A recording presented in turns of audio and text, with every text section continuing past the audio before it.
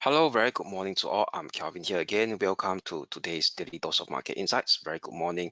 Today will be Wednesday, the 14th of March, 2025. So as usual, before we kickstart our gist of today's Daily Dose, let's have a quick look at the disclaimer first. All right, leverage trading carries a high degree of risk and may not be suitable for everyone. Losses can exceed deposits.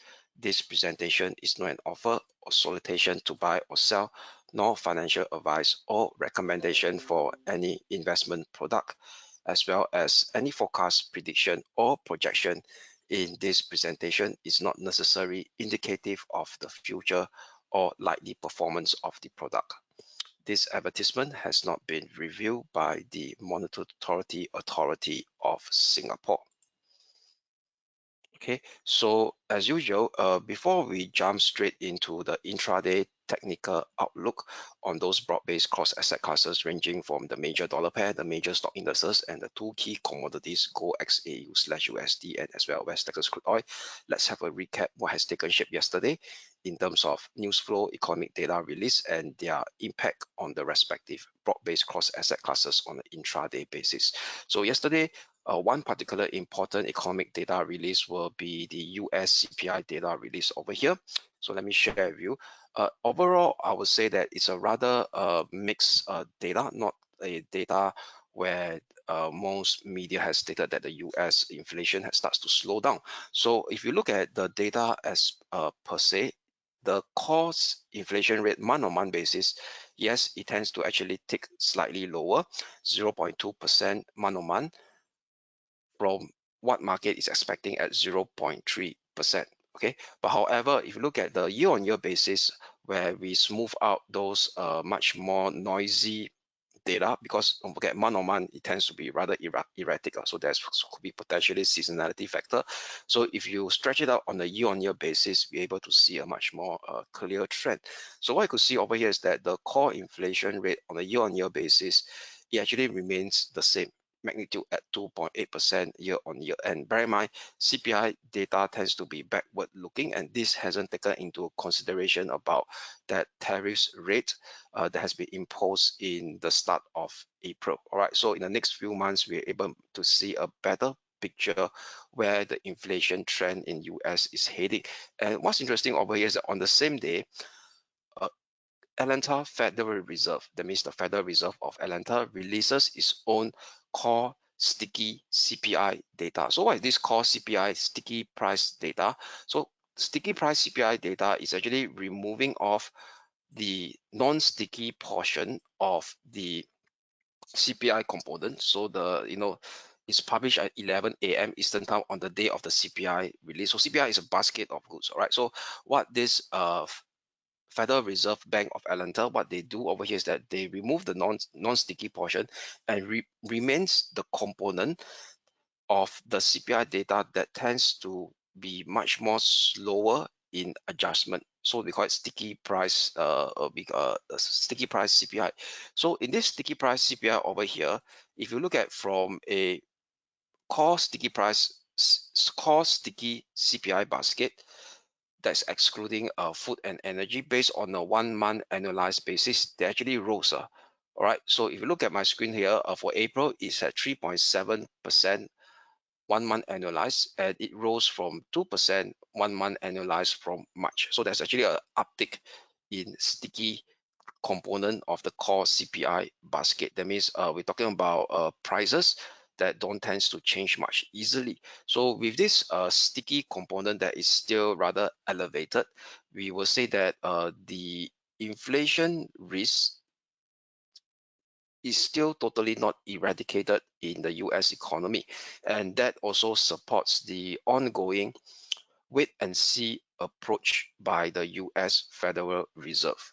All right, so that has been translated into the pricing of the CME FedWatch tool, that based on the Fed funds futures market, they calculate the probability of whether the Fed will be hiking, cutting, or maintaining their status quo based on the market participants traded price action on the Fed funds futures. So based on the 18th of June, the June contract, which represent the 18th of June 2025 Fed meeting, so that's the next meeting. So market participants in the Fed funds futures, as calculated by the CME Fed Watch tool, indicate a high chance that market participants expect the Fed to maintain status quo. That means no change in the Fed funds rate, still maintain it at 4.25% to 4.5%. So that is 92%, quite a high chance. And this was a big jump from about a week ago of 69%. All right, so only 8.2% probability that the Fed will cut by 25 basis point in the 18th of June 2025 FOMC meeting. So if you look down the curve, where the pricing also take into account of other future FOMC meeting dates. So based on the strip of the Fed funds futures contract, as we move down the calendar, we start to see that even in July now, the market participants only expecting the Fed to cut by 25 basis point to bring it down to 4%, or less than 50% chance is at 41%. So the market now is also looking at the next cut to come in much later. That means the first cut to come in much later, having a higher probability at 98% will be on the 17th of September FOMC meeting to bring it down to 4%. All right, and also in October, 51% chance that it may cut to bring it down lower to 3.75%, and the higher chance will be at the last meeting of 2025, which is the 10th December 2025 meeting. 86% chance the Fed funds rate will be at 3.75%. So if you look at the current probability of the the current probability as calculated by the current pricing of the Fed funds futures contract across different calendar dates, we now are expecting, based on the Fed funds futures market participants, that only potentially 2 interest rate cut may materialize or may occur in 2025, right? Based on yesterday's CPI data release, and their impact on the FX market is we start to see across the board a dollar sold off. So this dollar sold off also come in line with our short-term intraday technical analysis expectation as well. So I do highlight yesterday there will be a probability that the euro dollar, the sterling dollar will strengthen and the dollar yen will weaken. So that is actually dollar strength setback or dollar strength give back expectation, which actually materialize as well. And also based on the fact that because the US dollar index based on Monday rather significant rise has risen up to test the 50-day moving average that is acting as the intermediate resistance at the 101.90 level. Okay, let's have a quick recap again. This is what I mean. All right. So this is the 101.92 level, right? So this after the strong rally of that so-called buy America, that means buy major US stock indices, buy US dollar. So because of the US dollar getting a bit overstretched in terms of upside momentum, hitting the 50-day moving average, and this is where the bearish reaction take place, reinforced by exposed CPI data. And also yesterday, there's one particular Bank of England official, Bank of England field, which is the chief economist of Bank of England. Yesterday gave a rather hawkish public statement stating that, okay, let me put the screen,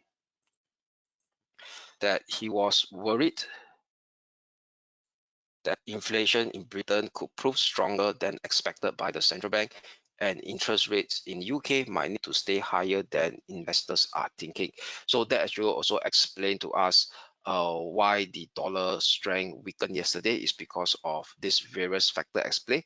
So another factor is coming out from UK that actually saw this Bank of England official field giving a much more hawkish remarks, and that also causes the dollar to weaken pretty much significantly against the sterling yesterday as well. All right, so in fact the dollar is the weakest now, is the third weakest currency against the sterling, only plus 0.06%. All right, and the one that is weakening, the dollar is also weakening against the Chinese yuan, which is up by which is only up by 0.23%, and is the weakest against the Aussie dollar, which is down by negative 0.5% based on the 5-day rolling performance basis. So the reason why the yen is so strengthening against the dollar is due to the fact that that is still pretty much robust or firmness on the China-related stock market that is still attracting inflows. So as we are speaking right now, the Hong Kong Hang Seng Index, that is considered as a proxy for international investors to get exposure play for a bullish view on the Chinese economy, is up by 1.33%, and the HSCI is up by 1.36% as we are speaking, and the CSI 300 is almost unchanged right now. All right, and also the dollar yen previously was the strongest currency among the dollar. The dollar yen was amongst the strongest pair in terms of the dollar movement on Monday, and it also starts to dwindle downwards as well. That means, i.e., the dollar losing strength against the yen, and also being reinforced by the statement, the monetary policy. We call it a statement of minutes. Okay, pardon me, it's the monetary policy minutes for the previous Bank of Japan meeting. So in this Bank of Japan meeting over here, BOJ officials stated that yes, they are still concerned about the potential economic impacts from US tariff measures, but the bank's stance is to continue rising policy interest rate is unchanged given the low real rates and the outlook for the price goal to be met. So overall, the Bank of Japan officials on the aggregate is still looking at a continuation of this rather slow and gentle interest rate hike in Japan. Okay, despite the fact that they will be still on guard about that negative repercussion or negative economic impact that could be potentially translated or hit by US tariffs on Japan's product over here. Right, so that's what explained to us why the dollar yen weakened yesterday, or being reinforced of this dollar yen weakness, which also in line with our short-term intraday technical outlook that I shared with you guys yesterday. Now onwards to the major US stock indices. So the major US stock indices yesterday, we do have a bullish view on the Nasdaq 100, which came in within expectation. So the Nasdaq was a top performer yesterday, up 1.6%. Also being supported by a much more rosy technical outlook as compared to the Dow Jones. So yesterday I highlight that the Dow Jones with the US Wall Street 30 returned neutral because there are some signs of exhaustion by the hourly RSI right exactly at around the 200-day moving average. We can't have a proper breakout yet based on the US Wall Street 30, and the US Wall Street 30 yesterday indeed underperformed by negative 0.6%. Slightly lower will be the Russell 2000, down negative 0.5%. So let me explain what causes other than the weak technical factors that is being the cause of this underperformance of the Dow Jones. There's also a particular firm-based specific news flow that reinforced this short-term intraday weakness on the Dow Jones Industrial Average. So this actually come by a sudden news of United Healthcare. So why United Healthcare is important in the Dow Jones Industrial Average? Because United Healthcare is the top 3 component stock inside the Dow Jones together with Goldman Sachs. All right. So yesterday, United Healthcare actually replaces its CEO as Medicare strategy Spartus. So the board actually replaced its CEO, which is considered as a major significant negative feedback loop in terms of stock price, where it causes the stock price to within a day down by negative 18%. So that also because of his significant weightage on the Dow Jones Industrial Average, that translate to a negative repercussion on the Dow Jones Industrial Average price action yesterday, which explained its underperformance, being said that prior to that, there also has this technical weakness that's being shown on the hourly chart on the US Wall Street 30, and as well as suspend earnings guidance, citing unexpected medical costs and challenges with its Medicare strategy. So that's indeed a rather negative firm-based news flow. All right. So then on top of this, why the Nasdaq 100 outperformed yesterday was led by the semiconductor stock. So we know that NVIDIA has a significant weightage in Nasdaq 100 because of the current road trip by US White House administration led by President Trump.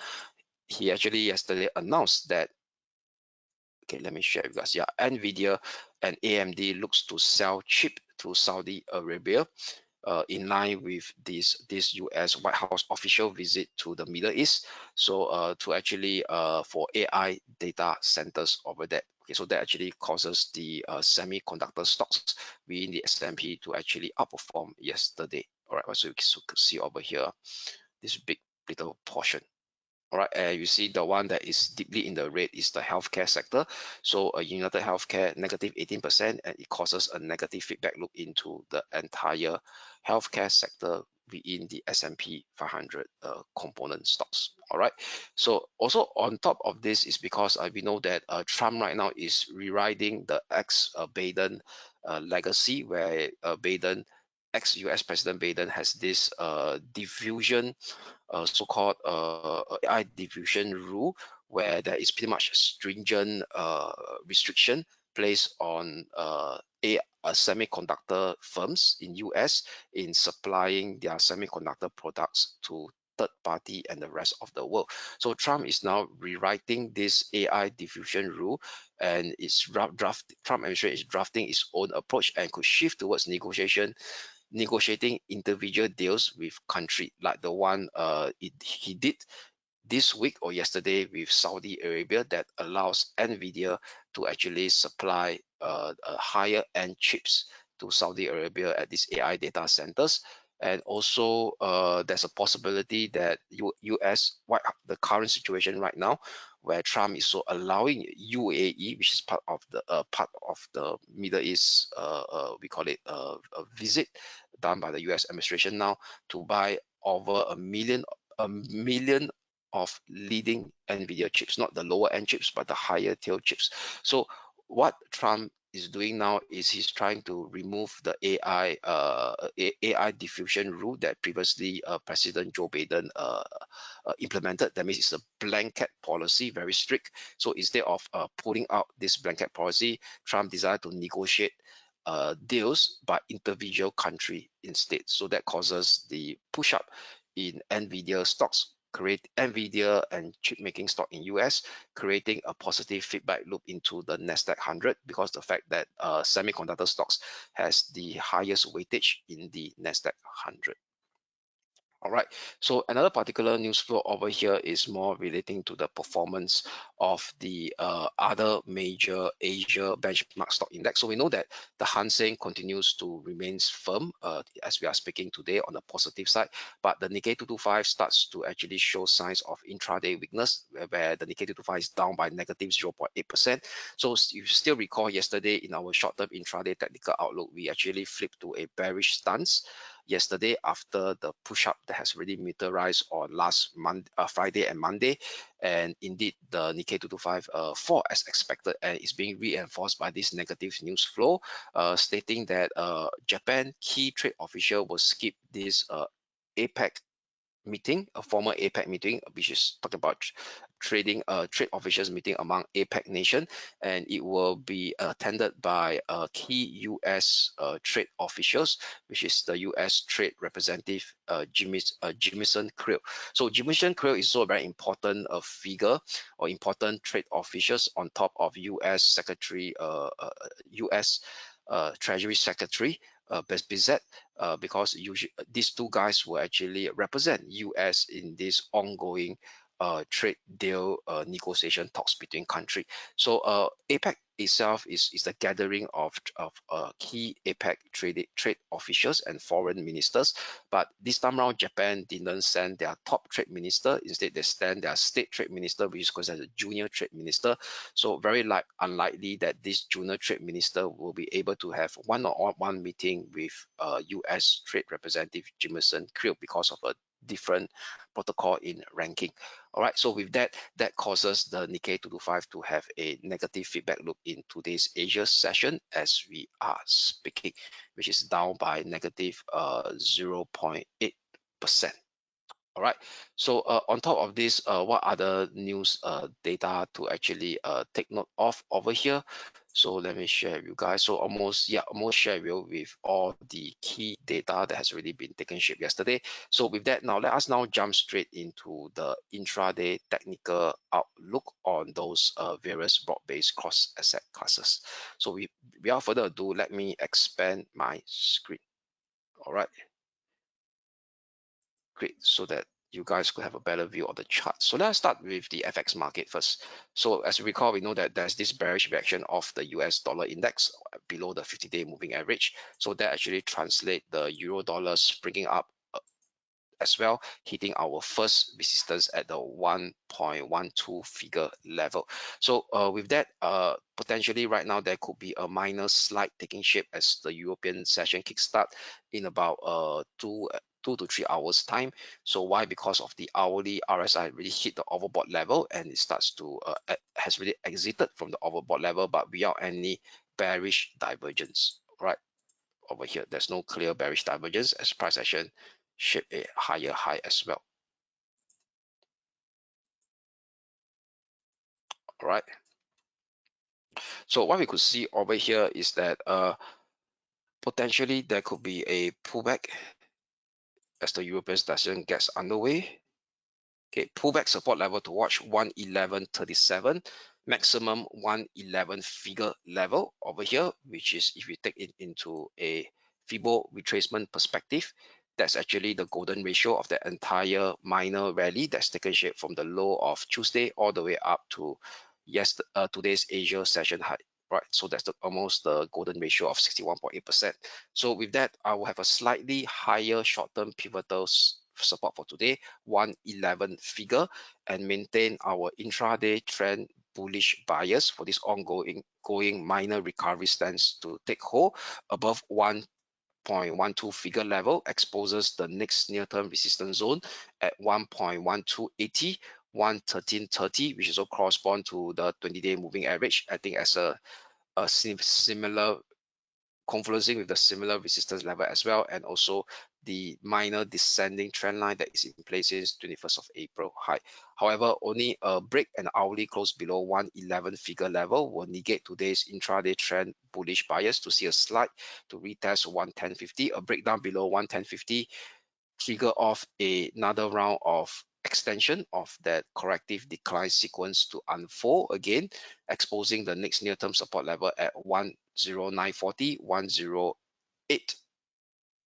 108.90, which is the minor swing low area of 7th of April and 10th of April. So that's for the euro dollar. Next will be the sterling pound. So the sterling pound also rallied as expected and hit our first resistance level, which is almost exactly at the 20-day moving average, which is at 133.20 or 133.10 that we had highlighted yesterday. Similar behavior on the hourly RSI as compared to the hourly RSI of the euro dollar. Price action hit the overbought level and starts to do the exit from the overbought level without any bearish divergence. So significantly indicating potentially there could be a minor pullback taking shape at the start of the European session. Minor pullback support level to watch will be this congestion area over here. The first support level to watch. Let me put it right. Okay, at this 1.3250, the 61.8% Fibo retracement of yesterday's rally from the low of Tuesday low, Monday low, pardon me, all the way up to today's Asia session high. Okay, that is the 132 figure level, which is corresponding to this former minor swing high of 12th of May as well on Monday. All right, so using a slightly higher tightened short-term pivotal support level for any chance of a pullback, and we will remain the bullish bias stance.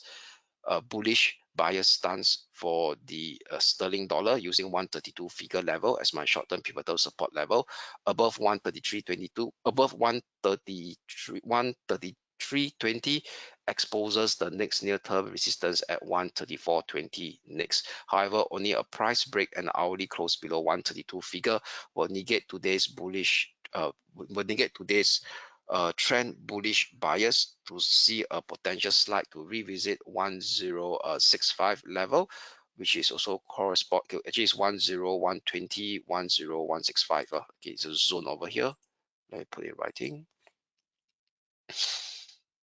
Okay, 31. Give me a minute. Let me just to make sure that everything is correct. 3120, yes, 3120 slash 3065. All right. So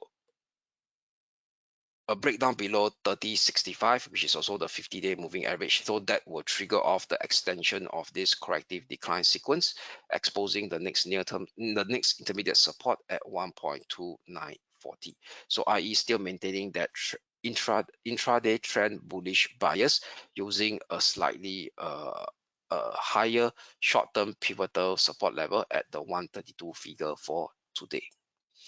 All right, next up will be the Asia Pacific currency against the dollar, starting with the Aussie dollar. So the Aussie dollar yesterday continues to be rather whipsawed, and after it shaped a strong push up during the start of the US session and cleared above the 20-day moving average, and also back up above the 200-day moving average as well.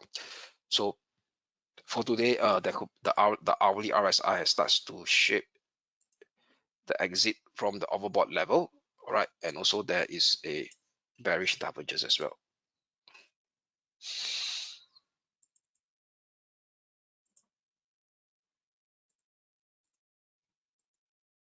over here. Okay, so with that, there could be a potential chance of a pullback, much a deeper one, even below the 200-day moving average towards the 64 figure level. So using 64 figure level, watching it as a short-term pivotal support level for that potential pullback to actually be attracted, and where there could be a potential signs of a bullish reversal at around this 64 figure level, which is also the 20-day moving average. So as long as this 64 figure level holds, potentially there could be another round of retest at the the minor swing high of 7th of May, which is 65.15.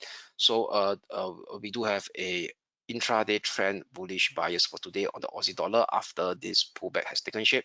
If 64 figure short-term pivotal support holds, the next resistance level to watch will be 65.15. Above 65.15 may expose 65.20 slash 65.50 next, which if we go back in time, this is this clear congestion area over here, minor swing high area of 20th of give me a minute, yeah, 20th of November, 25th of November last year.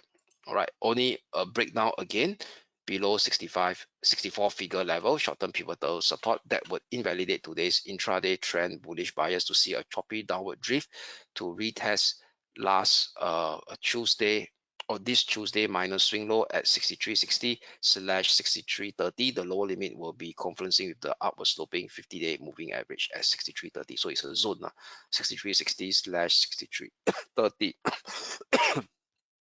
Right, so that's for the Aussie dollar. Flipping next flipping over will be the dollar yen. So the dollar yen pushed down as expected from that 41.4870 short-term pivotal resistance. So hit our first support level. Since haven't broken our first support level at the 147 figure level, we'll still use 14870 as my short-term pivotal resistance level to maintain our intraday trend bearish bias for the continuation of this minor pullback sequence or minor setback pullback slash setback sequence to continue. Below 147 exposes 14620, and a breakdown below 14620 may see further potential weakness towards 15440 14540, pardon me, slash 14495, which is the gap support level that was seen on this Monday and the minor swing low on last Friday. And if you do the Fibo retracement over here from the low of 6th of May all the way up to the high of this US session Monday high, that constitute the golden ratio of 61.8% as well. All right. However, if price action starts to have a push up and cleared above the 14870 level, with an hourly close above it, that would invalidate today's intraday trend bearish bias to see a squeeze up towards 14990 slash 15030, which so confluence with the 200-day moving average, acting as a similar resistance zone as well. So that's for the dollar yen. Okay, next up will be the major stock indices, pardon me, starting with the Hong Kong 33. So the Hong Kong 33 yesterday, we do expect a minor pullback, and the minor pullback did take shape and shape that bullish V-shaped minor recovery right exactly at our Titan short-term pivotal support level at 22,970. All right, RSI still continues to remain bullish after the bullish reversal right at the parallel ascending trendline support level as well that I drew, and now the RSI starts to shape a higher low right above the 50 level mark and hasn't hit the overbought zone yet, so indicating that short-term intraday bullish momentum remains intact. So our first support level to watch for today, since price has really risen quite a fair bit, will be this area here, which is 22,000, 23,000, 23,200. So that's our first support level to watch. Still maintaining our intraday trend bullish bias on the Hong Kong 33. Next resistance level after 23,740, which is very close to this Monday minor swing high, will expose the next near-term resistance zone at 23,970, 24,040, which is the 1.236 Fibo extension on the upside from the low of 9th of April. And graphically, this minor congestion area of 20th of March and 24th of March. Only an hourly close and a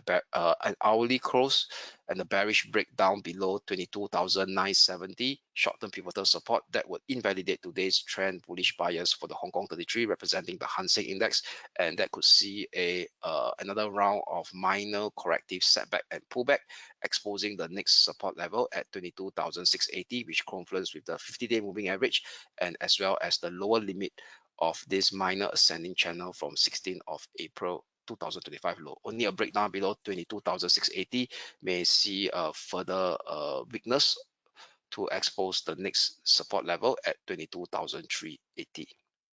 All right, so net overall still maintaining the intraday trend bullish bias on the Hong Kong 33, using 22,970 as my short-term pivotal support level. Onward next will be the Japan 225. So the Japan 225 yesterday we turned bearish using 38,850 as my short-term pivotal resistance, equal to slide as expected, and right now it's testing our first support at 37,870. So since it can't break below the 200-day moving average and still holding on to at our first support at 37,870, the hourly RSI still remains bearish, hasn't hit the oversold level yet. All right, and there's no clear bullish divergence at this moment.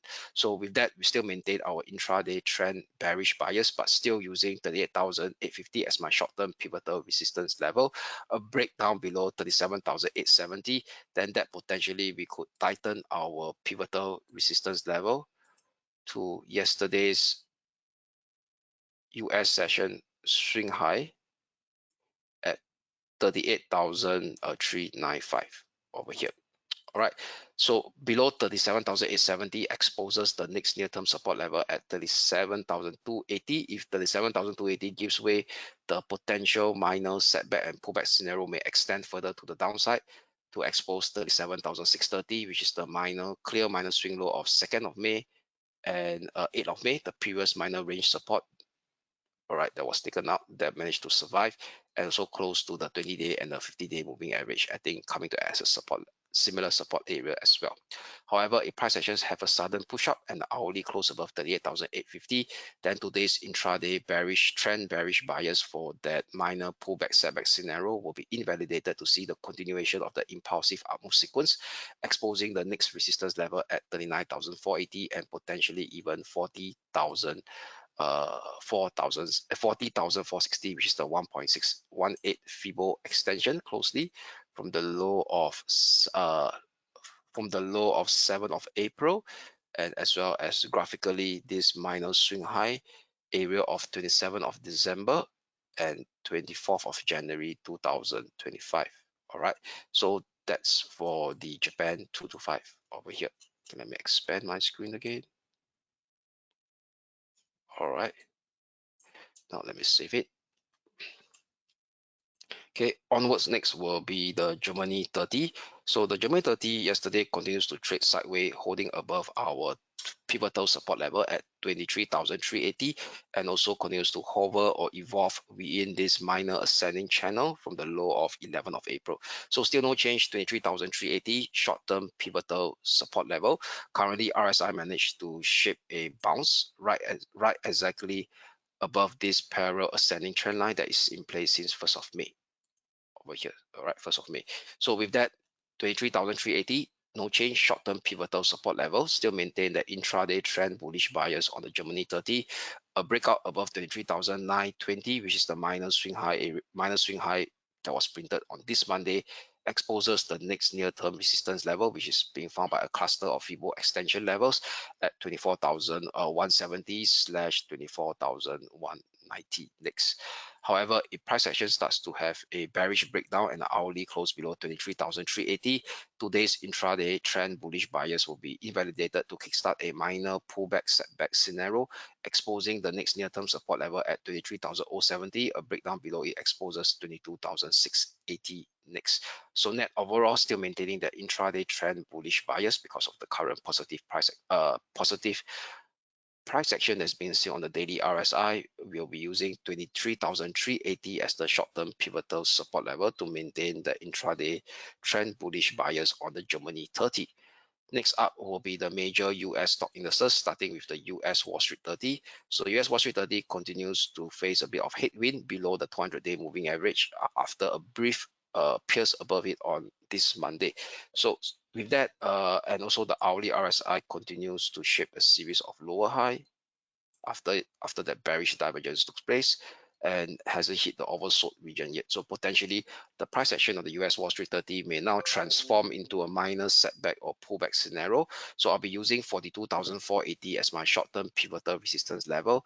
First support level to watch will be 41,770. A breakdown below it may see the minor setback pullback extending further towards the downside.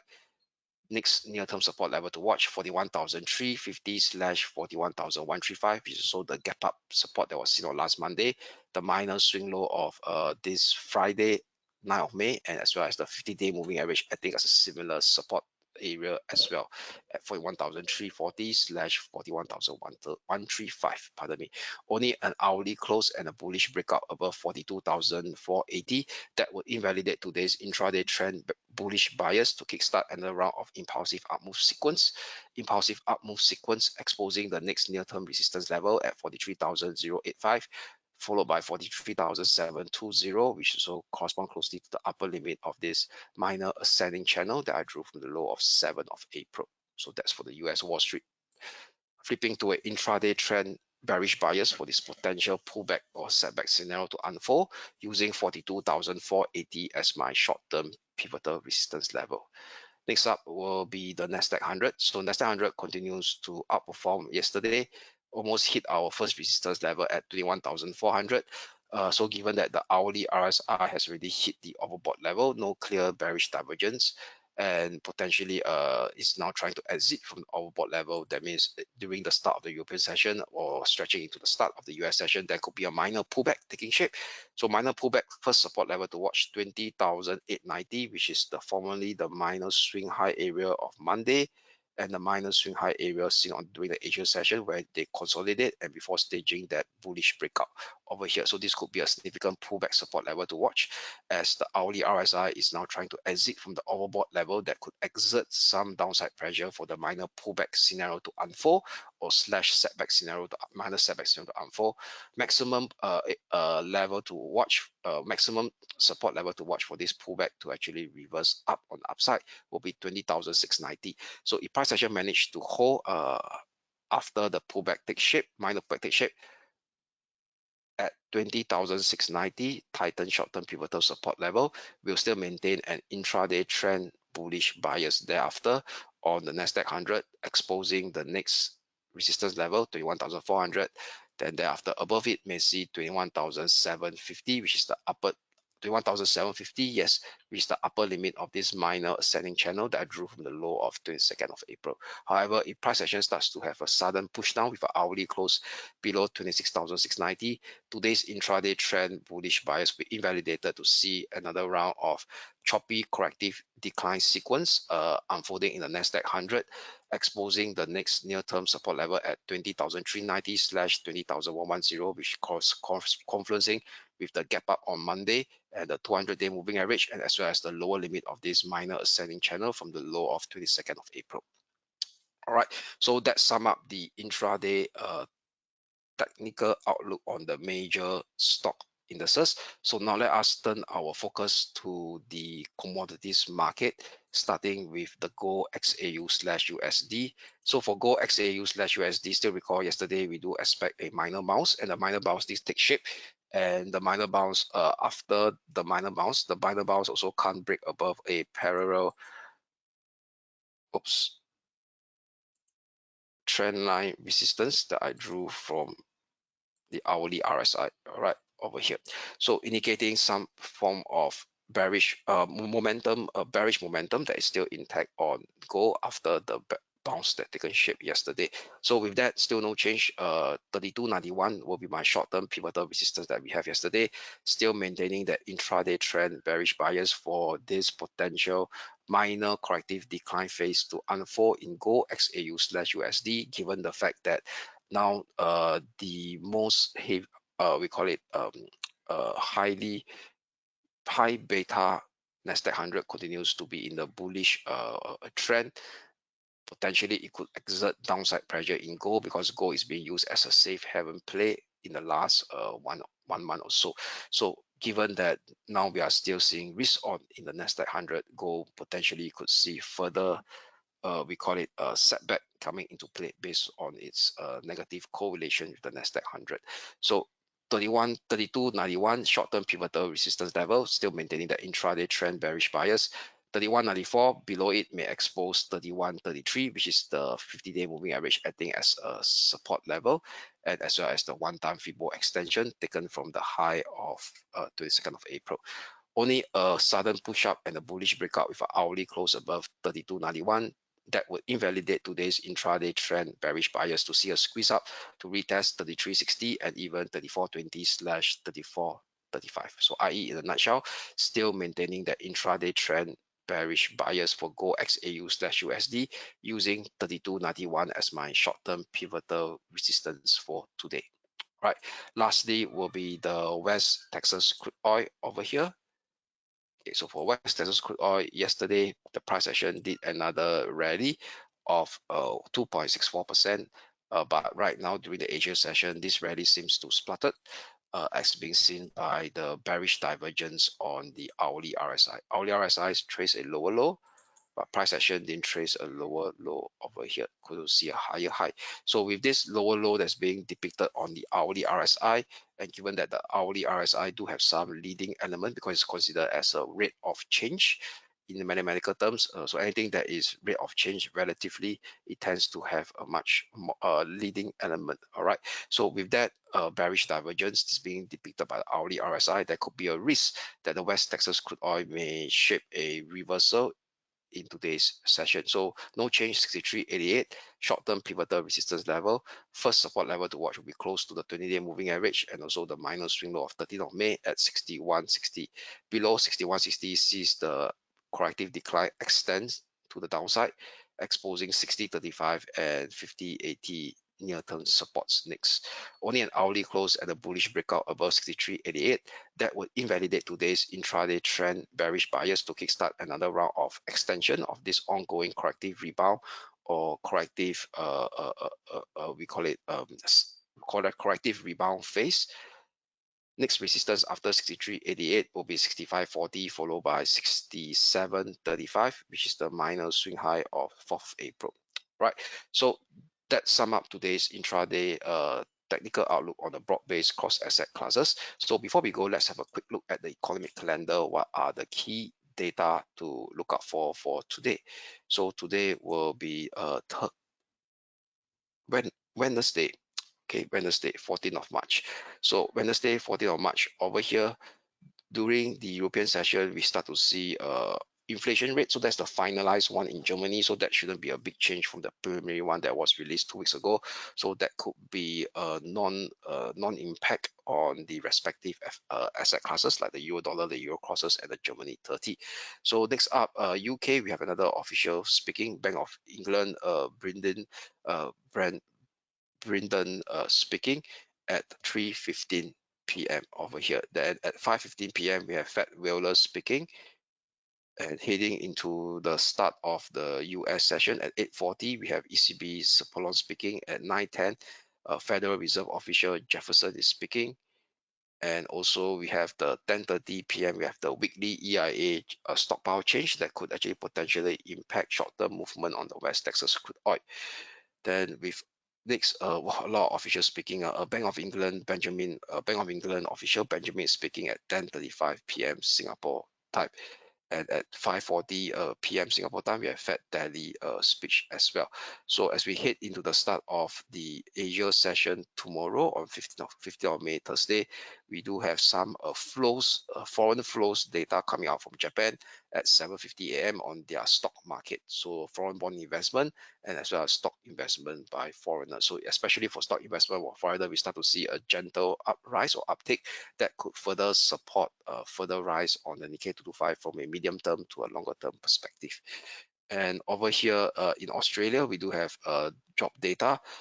Employment change up at 9:30 a.m. Singapore time. Market is expecting a low ball number at 20k jobs added from 32.2k recorded in the previous month of March. And we also have the unemployment rate as well, where market participants expecting to hold steady at 4.1%. So this release will impact the Aussie dollar, Aussie crosses, and the ASX 200. And over here, so that is early Asia session before the start of our daily dose at 9:30 a.m. on Wednesday. So with that, let's sum up today's daily dose of market insights. I'm Kelvin here signing off. I wish you all a great day ahead, and we shall speak again tomorrow. Thank you.